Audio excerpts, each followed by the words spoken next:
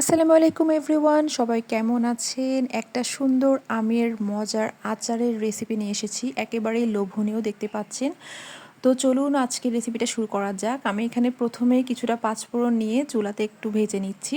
এটা আমি সাইড করে রেখে দেবো, পরবর্তীতে আমার কাজে আসবে। তো এখন আমি ফার্স্টে একটা প্যানের মধ্যে একটু বেশ পরিমাণে সরিষার তেল দিয়ে দিয়েছি শুকনো মরিচ আর তেজপাতা।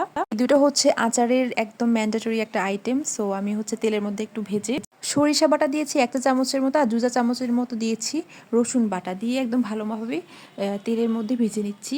আর এর আগে আমি আমগুলোকে একটু প্রসেস করে নিয়েছিলাম। আমগুলো 4 ফালি করে কেটে লবণ দিয়ে পানিতে আধা ঘন্টার মতো ভিজিয়ে রেখেছিলাম, তারপর জাস্ট রোদের মধ্যে 1 ঘন্টা শুকিয়ে নিয়েছি।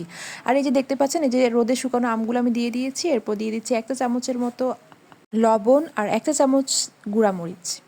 নেড়ে 1 কাপ পরিমাণ চিনি দিয়ে দিচ্ছি। চিনির পরিমাণটা আপনারা আপনাদের স্বাদ অনুযায়ী ব্যালেন্স করে নেবেন। তো আমি এখানে 1 কাপ পরিমাণে চিনি দিচ্ছি, ভালো মতো নেড়ে চেড়ে ভেজে নিচ্ছি। তো দেখুন এখনই লুকসটা কত সুন্দর চলে এসেছে।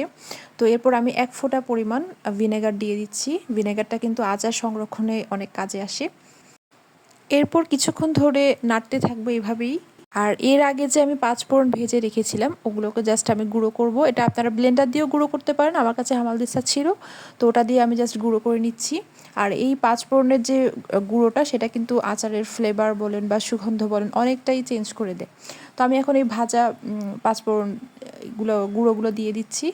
রান্না কিন্তু আমার প্রায় কমপ্লিট হয়ে এসেছে। এভাবে কিন্তু আস্তে আস্তে সেদ্ধ হয়ে যাবে।